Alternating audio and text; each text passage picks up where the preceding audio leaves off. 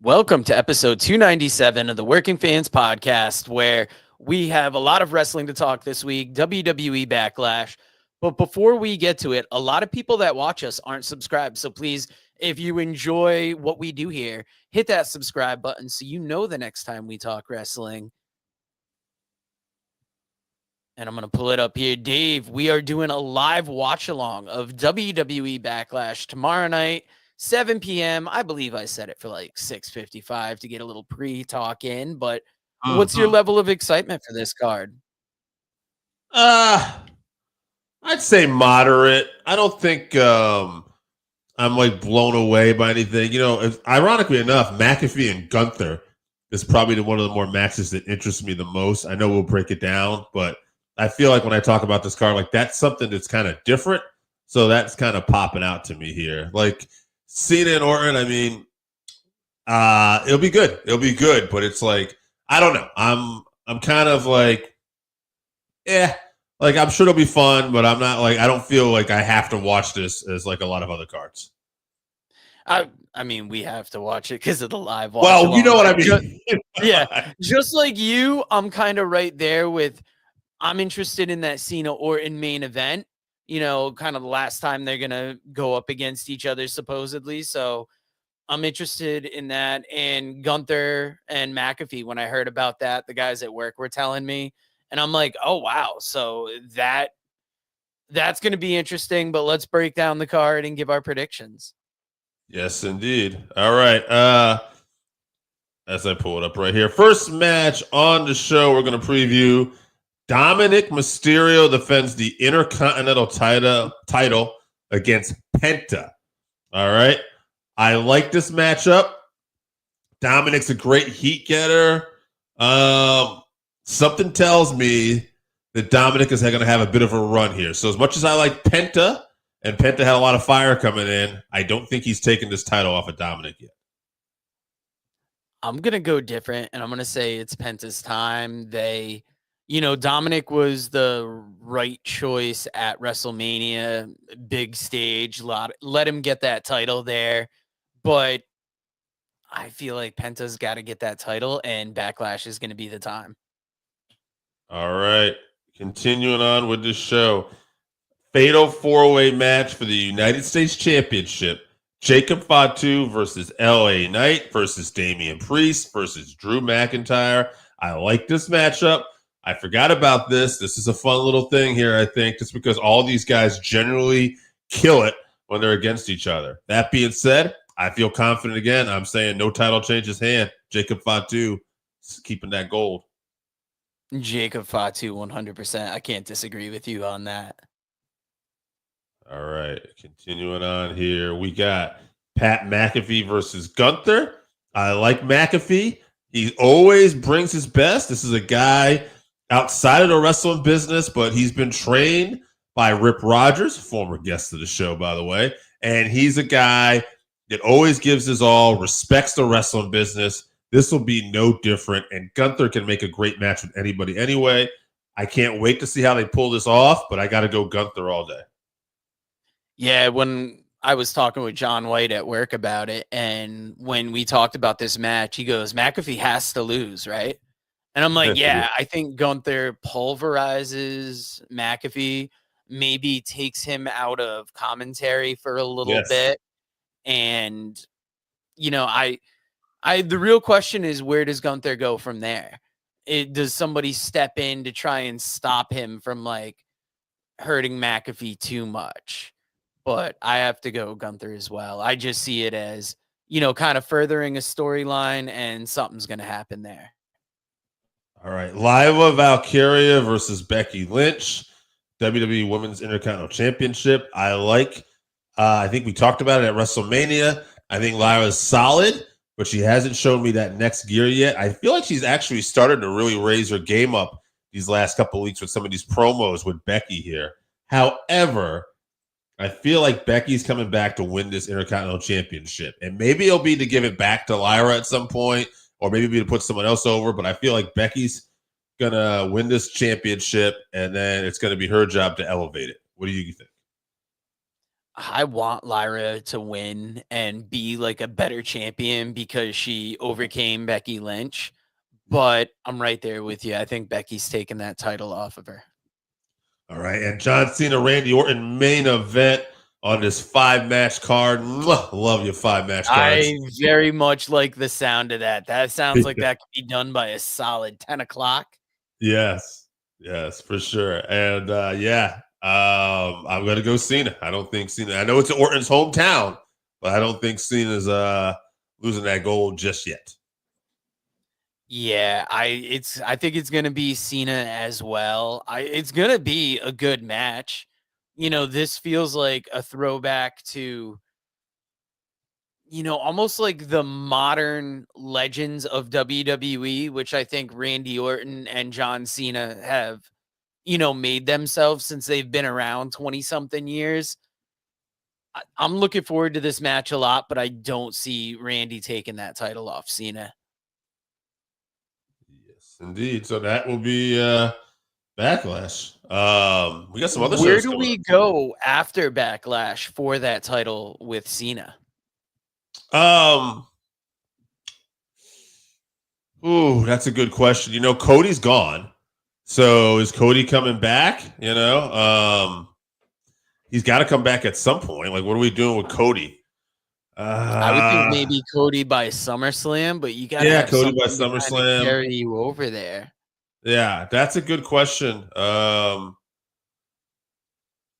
you know what I'd love to see them do? Even though he's a champion, I think it'd be interesting. Jacob fought too. Ooh, Jacob versus Cena. Yeah, Jacob is a babyface. That would be interesting. Yeah. I would like to hope we would get that at some point in this run. Very interesting. Another thing you could do, and I know he hasn't really been built up this way lately, but LA Knight. LA Knight's a guy that could talk with Cena. And you want a real wild card, I don't think we'll be there yet, but Joe Henry would be another guy to be interesting if they just brought him into the mix. Yeah. Oh, damn. That's a lot of good possibilities. A lot of interesting choices to pick from. And if we're talking about picking between a couple things, we talked Dark Side of the Ring last week and Superstar Billy Graham. And you had an interesting choice between Superstar Billy Graham, Hulk Hogan. The choice is kind of obvious, right? At least for us, I think. Well, I mean, I don't know about that because I feel like they're kind of carbon copies of each other. Obviously, Superstar Billy Graham is the original copy.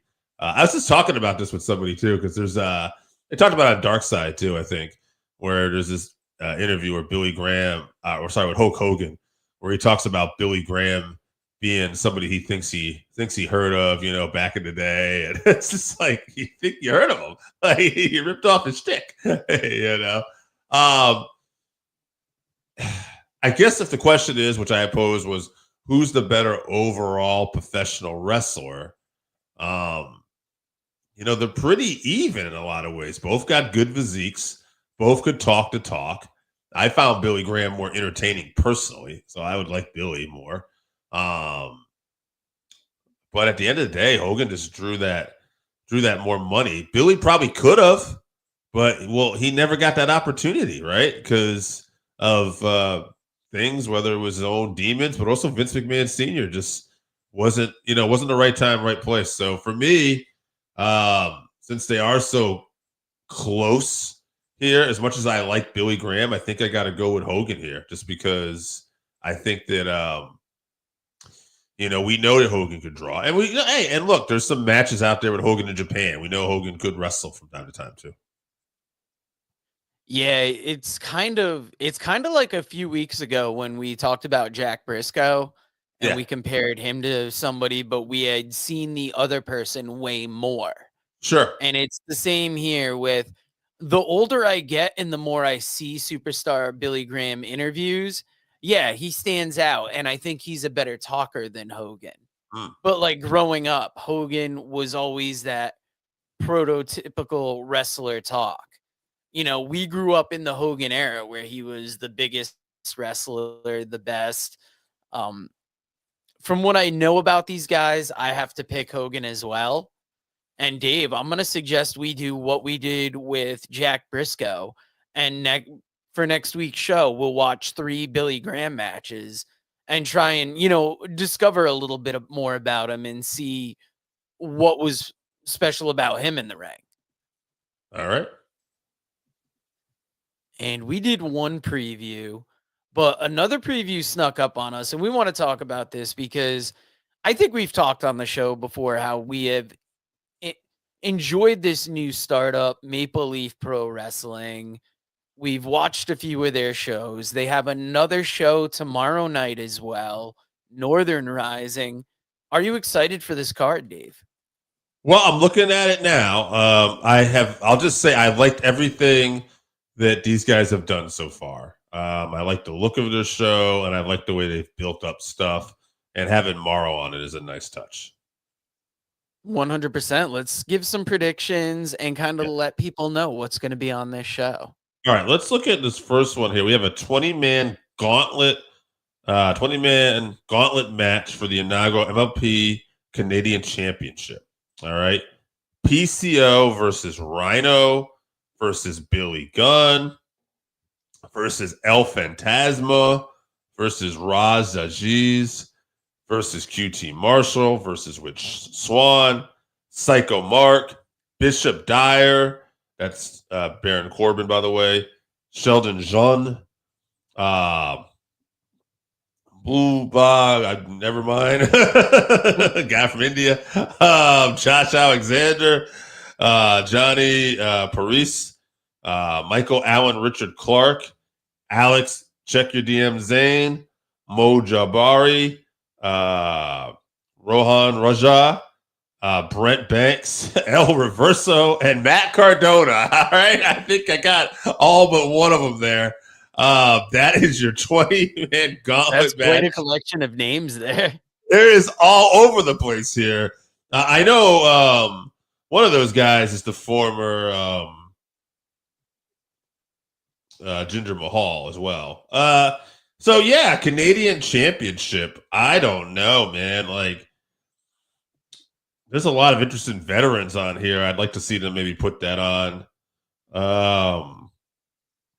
Maybe Cardona, PCO, or Rhino are like my top 3. Given that Josh Alexander, I think, is under an AEW contract. Also, Bishop Dyer, Baron Corbin, he's a guy out there that I don't think is signed anywhere. I'm going to take a quick look at the list here because I'm right there with you where, Bishop Dyer, Cardona is an interesting pick to put it on as well. They really feature a lot of, great Indian wrestlers. And it was something that TNA was doing a while ago. Like, I believe is Raj Desi. Is that the former Jinder Mahal? Jinder Mahal, yeah. Yes, it is. Rohan Raja's good. I'm going to make a pick. I'm going to make a pick, and I'm going to give you a reason. Rhino.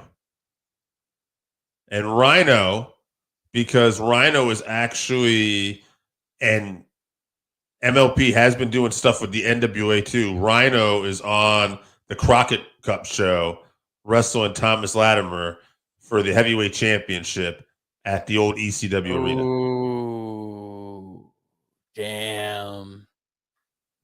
So you just changed the game on my pick. I was trying to think of who, but I'm going to have to go Rhino now that you said that. Yeah. And that's only because of another match on later on this card. All right, so let's go. Kylie Ray versus Giselle Shaw, excuse me. And that'll be for the inaugural MLP Women's Canadian Championship. I'm going to go Shaw. I think she happens to be in with the guy who owns the company. Sometimes that just happens in wrestling. So I could be wrong. I don't want to, but I just feel like Kylie Ray, I know, is in that WWE ID program. So she is someone you may not have for all these bookings, whereas Shaw should be. Yeah, for those two reasons that you said, I'm going to go Shaw as well. All It's right. going to be a standout match. Oh, it'll be great. All right, maybe you correct me on this name. Mayu Yamashita? Yeah, that's pretty good. All right, for Serena Deeb. I do not know as much about Mayu. You probably will, so I'm going to go Serena Deeb.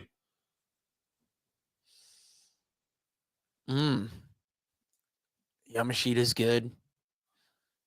Deeb is good as well. I'm going to go with Deeb because I think she's done more work with Maple Leaf Pro Wrestling. All right. That's two great women's matches right there, too. Absolutely. And then next, I see the NWA World's title is on the line on this show as well. Thomas Latimer will defend that title against Stu Grayson. And I don't see Latimer losing it yet. So I'll go Thomas Latimer. No, but it's great to see Stu Grayson working with Maple Leaf Pro. This is going to be a good match, but Latimer's keeping that title. QT Marshall, great heel versus Josh Alexander, who works as a heel in AEW, but we'll probably get a big face response here. Alexander is a guy I'm sure they want to use more. He's going to go over here. Yeah, 100%. QT is going to play to the crowd well. Yeah. Oh, what's up? I'm just looking at his next match. I'm interested in that. This is a good card. Gabe Kidd versus Michael Oku versus Speedball Mike Bailey. I like that matchup a lot. I'm going to go Gabe Kidd, just like I picked him at Bloodsport recently to upset Josh Barnett. I feel like this guy's just setting things on fire everywhere he goes. That is a heck of a match. Could see Bailey too, though. I want to go Michael Oku, but I'm going to go Speedball Mike Bailey. All right. Here's a classic wrestling match. Speaking of Bloodsport, these two just went at it at Bloodsport. They're going to go at it here. Jonathan Gresham versus Zack Sabre Jr. I'm going to go Zach on this one. No, I will never turn away from this match. This is like one of those perfect matchups in wrestling that I've seen it in multiple promotions, but every time I see it, I'm like, I have to see that match. I'm going to go Zach as well. All right. And the last match I see here for the show, the Bullet Club War Dogs, David Finley and Drewa Maloney versus the Good Brothers, who are back, Doc Gallows and Carl Anderson. Well, the Good Brothers are returning. I'll say they get the victory. Yeah, I just heard about them signing to New Japan recently, and how can you not bring them in and not make a big splash? That's going to be a great tag match, and the Good Brothers are going to get their first win being out on their own again. I agree. So a lot of great matches on that show, a lot of great tag team matches. Teams. And if you want to talk about an interesting mix of the old school versus the new school, you have the Rockers, the Lucha Bros. When I saw that you put this down as a choose between these two, I'm like, that is going to be a hard pick. This is one. Have we put this up on the YouTube channel? Because I can see people losing their minds over you making them pick between these two teams. I didn't put it on TikTok already. It's only been on the YouTube channel. Yeah, so this is one where, again, we have a lot of more old school fans. So I think most of the picks were for the Rockers. But, man, I like the Rockers. I don't know if they even got their due as a tag team in a lot of ways. Like, I know they were AWA tag team champions, but they never got that WWF tag title run. They won it one time on Saturday night's main event, and then they never aired the match, so they never ended up being the champs. Yeah, I like the Rockers a lot, but the Lucha Brothers just do so many amazing things, and yeah, I just feel like as a tag team, a straight-up tag team, the Lucha Brothers are the better team. That being said, Shawn Michaels is probably one of the greatest wrestlers of all time. 100%. Like, the Lucha Brothers are very athletic, but when I was thinking about if you put them up against the Rockers, I think the Rockers could have kept up with them if it's like prime team versus prime team, because the Rockers were just that good. We've talked many times about how when these guys got put together. Like Jannetty was a little more the one that I think people thought would go further. He was considered the better wrestler at the time. And, when you split the Rockers up, they had two very different careers. As of right now, the Lucha Brothers have been split up. And how do you think their careers have been so far in WWE? So far, good. I mean, obviously, I would have liked to seen Phoenix win that match at Mania, but he's definitely been on a good run.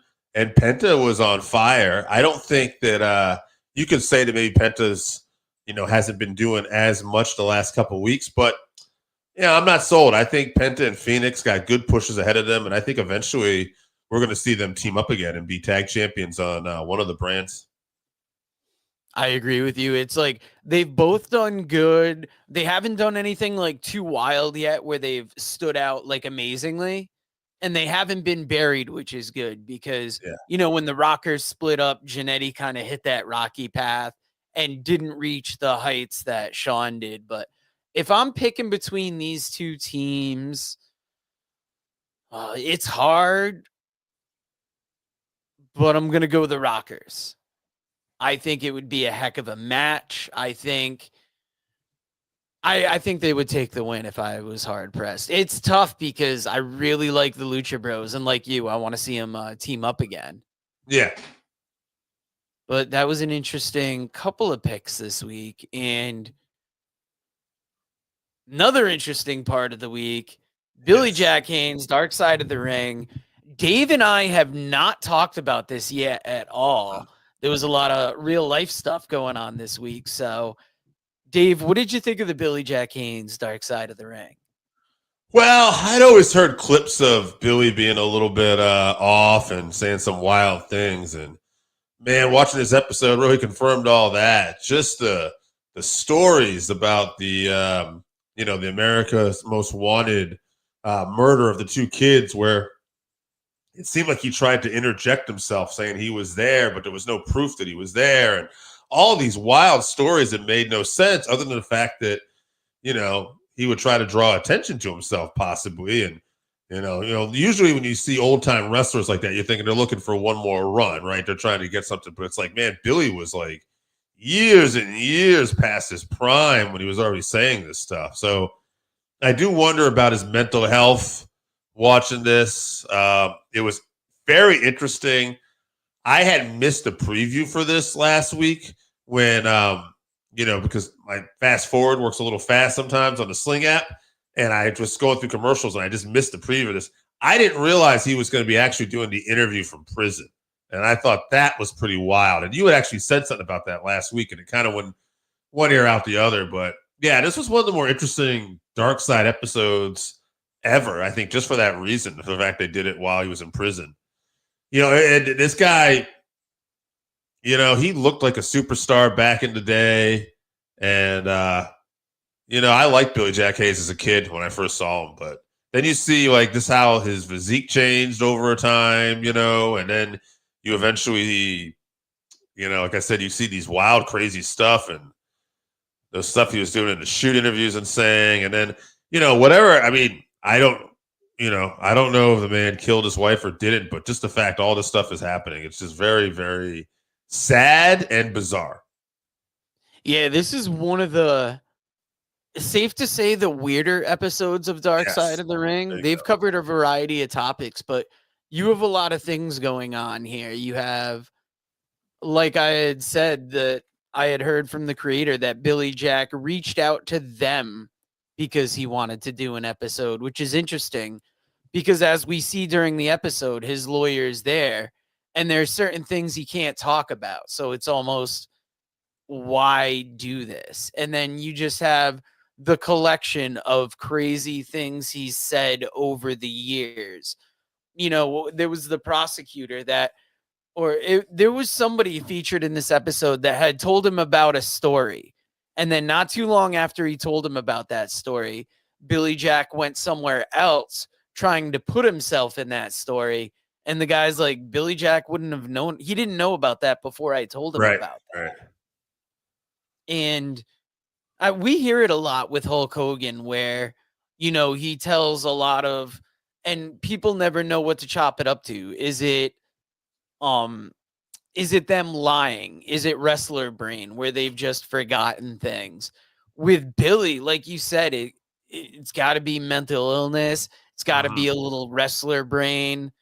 And a lot of it is, why is he doing it? So I Yeah. found this to be a weird watch. I watched it once. I want to go back and watch it again to kind of, I don't know, get the point of the episode. What do you think Billy Jack's point of doing this episode was? Again, the same thing that why would you try to put yourself in these scenarios that no one else would want to? I think it's just there's something in his life where he's constantly starved for attention combined with just his overall mental health status.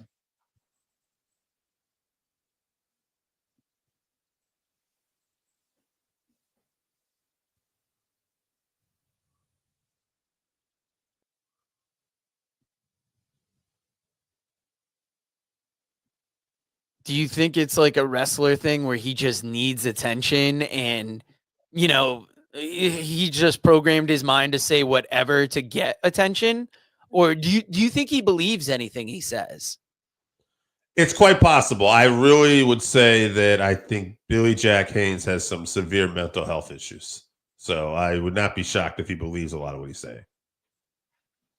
Yeah, the whole story's crazy, and we're we're going from the craziest episode to I don't know if it's not the craziest episode because a lot for us, a lot of the stories we've heard about the original Sheik are pretty crazy. How much do you know about the Sheik, and what are you expecting to hear in this dark side of the ring? This is what I know about the Sheik. I know that he worked out of Detroit a lot. Um, I know that he lived his gimmick a lot of ways. I remember Al Snow, I think, was one of the ones telling us about stories about the Sheik showing up at like a restaurant and just starting to act bizarre because he always wanted to just live that gimmick. Um, the fireballs. I watched a match with him in Bobo Brazil from Cobo Hall in black and white one time, throwing fireball at Bobo. And Sheik's an interesting guy. I watched a match with him and Andre the Giant where he pinned Andre the Giant using a fireball. This is a guy that kind of like Abdullah the Butcher and the late Bruiser Brody, who really protected his gimmick. And really from that time with these old school brawlers, they're going to have these attractions. And that's basically what I know about the Sheik.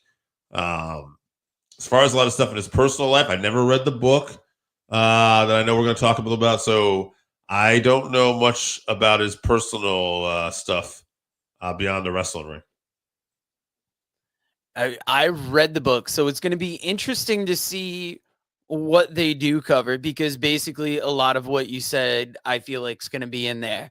This guy that lived this gimmick and made people believe he was this wild Sheik. And we've heard from wrestlers throughout the years, Sabu, Kevin Sullivan, Rob Van Dam, how respected the Sheik was. And Yes. kind of how he pioneered this more crazy style.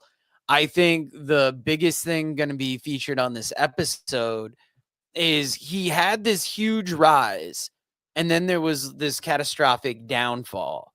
And I think that downfall is where a lot of the darker side of this is going to come from. And former guest of the show, Brian Solomon, wrote Blood and Fire, the unbelievable real life story of wrestling's original Sheik. I had originally put this up because I wanted to shout out this book. If you want to learn a lot about the Sheik, this is the perfect place to do it. But I also wanted to shout out his new Gorilla Monsoon book, which he's been working on, which I can't wait to see when it comes out. And we are talking books because let me go back up so you can see our face here. We fought through some technical difficulties, but we made it to the end of episode 297. And if you enjoyed what you saw here, please hit that subscribe button, like, share, get it around because we really enjoy talking wrestling. We enjoy talking wrestling books. And here is a couple authors we've worked with. Author Ray Lopez presents Lockup, professional wrestling in our world. Lockup dives headfirst into the colorful world of professional wrestling. Explore the iconic characters, careers, matches, history, and families, and delve into the bizarre and fascinating entwining of professional wrestling and film, television, football, politics, gender, and race. Pre-orders are available now on Amazon.com or at MascotBooks.com. This is the perfect gift for the wrestling fan in your life. Pick up a copy today on Amazon.com or at MascotBooks.com.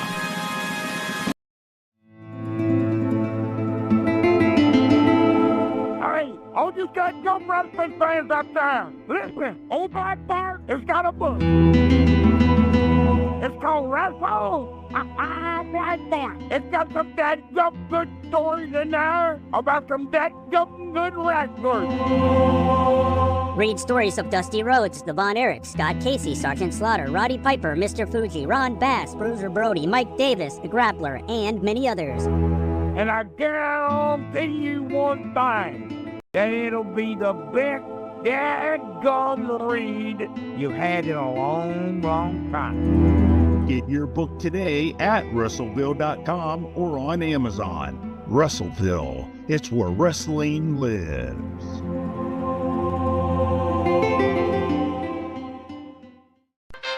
Hey fans, it's the man they call Dave with producer Joe. And you probably know us as the commentary team for New Heights Pro Wrestling, but when we're not doing that, we got a podcast. That is the Working Fans Podcast, where we talk pro wrestling, comedy, MMA, and so much more. And tell them about that signature segment. Oh, you talk about the 531? You know I am. That is a homegrown creation that has been our namesake. And if you want to know our namesake, we got Chevy, AJ Strange Brew, as well as the two of us. And why don't you go to our channel, like, subscribe, show us some love. Rate, review, all of it.